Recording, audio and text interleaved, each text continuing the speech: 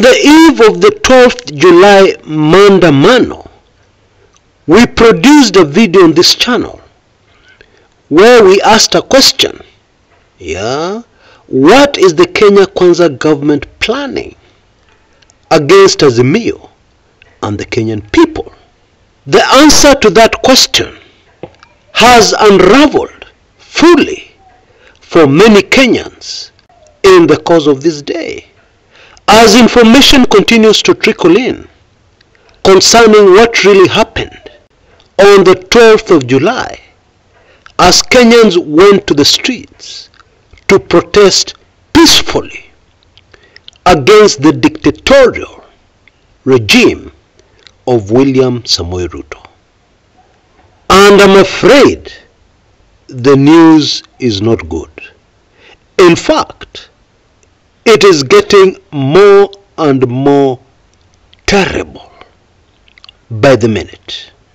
It is super fascinating that as I was preparing to release a weekly intelligence briefings today, it was overtaken by events. Why? Because the gist of that information is now out in the public domain. But don't worry, that WAB will still be released, most probably tomorrow. There's a lot of other information that has still not come out, which of course will be revealed in WAB number 111. What has happened is that we have been forced to rework it, exclude the information that is now in the public domain and focus on what has not broken yet. And a lot of that information was revealed in the Azimio presser earlier today, where Eugene Wamalwa told a packed press conference things that are very difficult for any patriotic, peace-loving Kenyan keen on a better Kenya to digest. What should be very clear is that the numbers we are being given of casualties from Wednesday's Maandamano are very far from the actual figures. Indeed, the information is now out that at the Kumekucha grounds, the historical Kumekucha grounds, scores of Kenyans were injured, and some lost their lives kwa risasi kutoka polisi. What I'll do is that I'll put a link in the description area below so that you listen to the whole full story from Eugene Wamalwa. You can take in that video after we're through here. But what I'd like to focus on here today are the consequences going forward of what happened on Wednesday, 12th July 2023, and where we are headed politically as a result of this. Obviously, it is not looking good.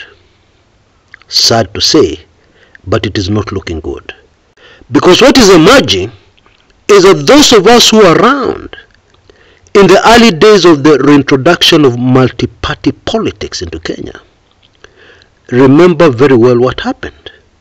And what seems to be unfolding now is a repeat of that horror that we saw in our country, especially in the years 1991, leading up to the 1992 general elections, and 1996, leading up to the 1997 general elections. But by far the biggest announcement from the Azimio presser, which was made very casually by Raila Odinga, is the news that Wycliffe Oparanya, the former governor of Kakamega and a leading light in the Azimio brigade, has been arrested. This information was released by Raila Odinga himself, who quickly added that other Azimio leaders have been marked for arrest, and therefore Kenyans should prepare. What he was really saying is that anything can happen. Martha Karua could be arrested, Kalonzo Musyoka, Eugene Wamalwa, and any other Azimio leader. Now, of course, this is cause for great concern, because Kenya is a democratic, multi-party state.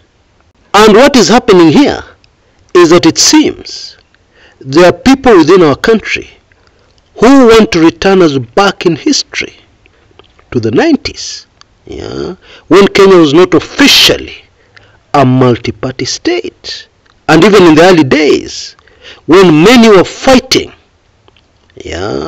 multi-party democracy in Kenya, using all kinds of chini ya maji methods.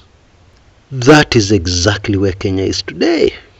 And of course, the question on the minds of most concerned Kenyans is, why was Oparanya arrested? Why? Especially because during the demonstrations on 12th July, Oparanya was in Busia, where he was attacked by goons who wanted us to believe that they are against the Azimio demonstrations.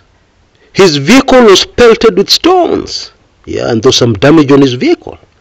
And so instead of those people responsible for this attack, this criminal act, being arrested, it is Oparanya who ended up being arrested. It is the victim who has ended up being arrested.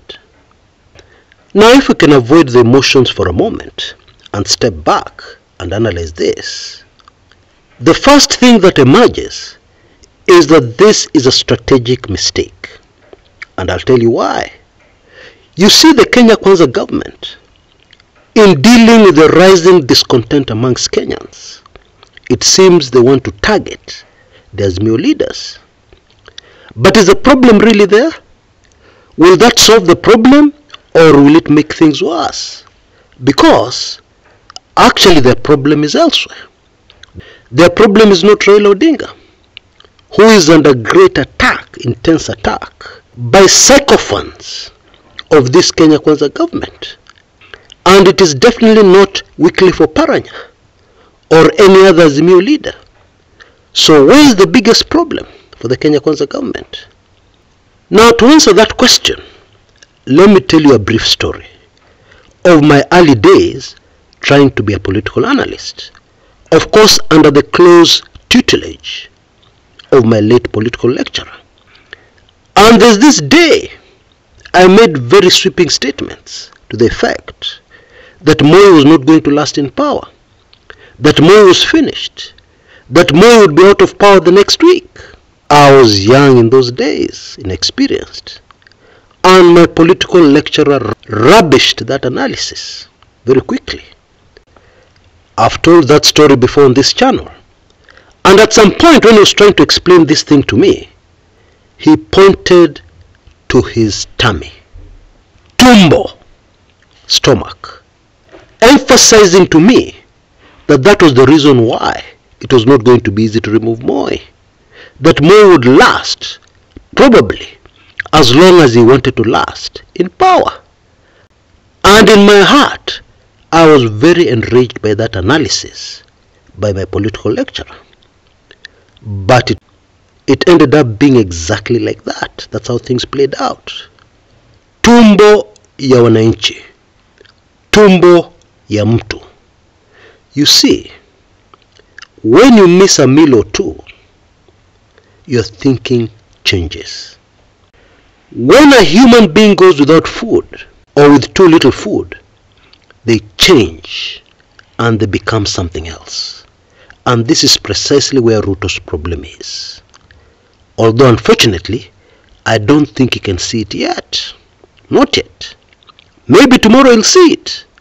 But currently, judging by the actions of Kenya Kwanza and the brutal police, he has not seen it. The anger we clearly saw in Kenyans on Wednesday, 12th July, was all about tumbo. As my political lecturer carefully explained in those days, Moi was very careful to ensure that even as there were anti-government protests, the wananchi, the people, had enough food to eat.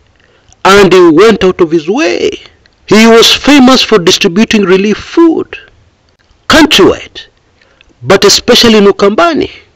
the government at the time had problems, financial problems, but Moi went out of his way to ensure that government departments paid suppliers. The Moi regime did one or two other things, some of them not legal, to ensure that there was money in the economy, that Kenyans had money to put food on the table. Kenyans had money in their pockets despite the hard times. Moi was very careful to do that. And the logic is very simple. Somebody who's getting regular meals has money in their pockets. It is very difficult to get that person on the streets demonstrating. But it is the very opposite for somebody who has been pushed into a corner.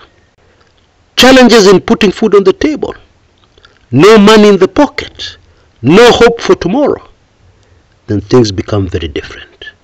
And in my humble opinion, that is the biggest problem Kenya Kwanza is facing. Not Raila, not Azimio, not Oparanya, but the hungry people of Kenya.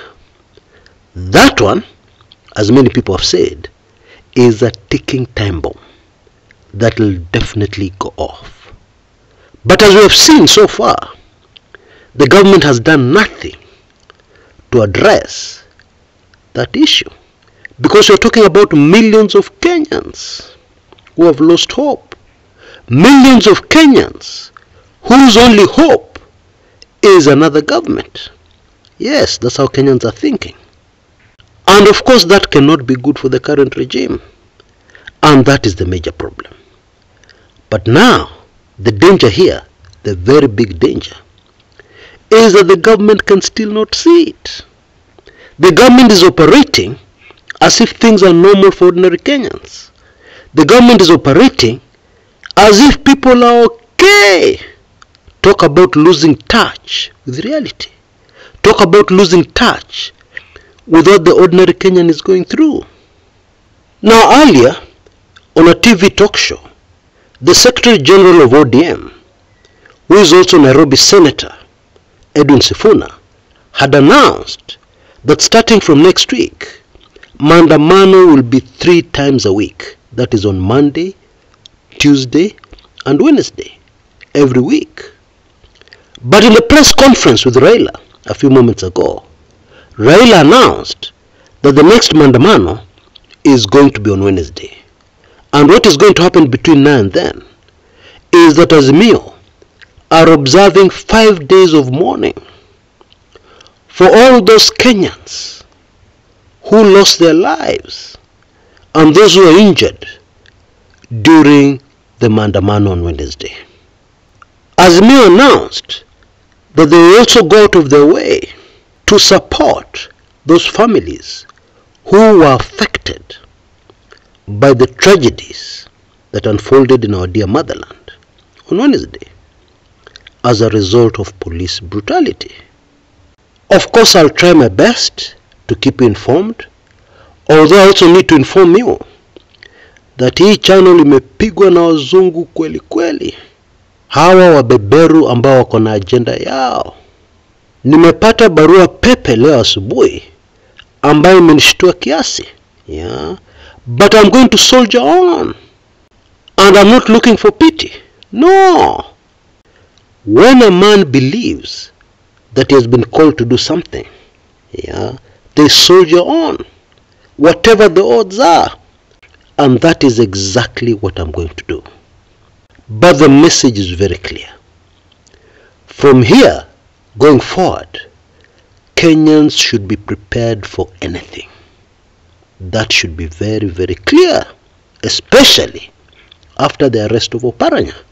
And of course, the very, very alarming information that we got today from Eugene Wamalwa about the tactics and the groups being formed to deal with maandamano and the people of Kenya who are fighting for their rights, who indeed are fighting against an illegitimate regime, which is just proving every other day that indeed they're illegitimate, because they don't understand what is happening. They don't understand what the people are going through. They're not taking any actions or any policy statements with the people in mind. And I'm not talking about empty words and promises. By next week, by next month, this will happen. No, those are empty promises.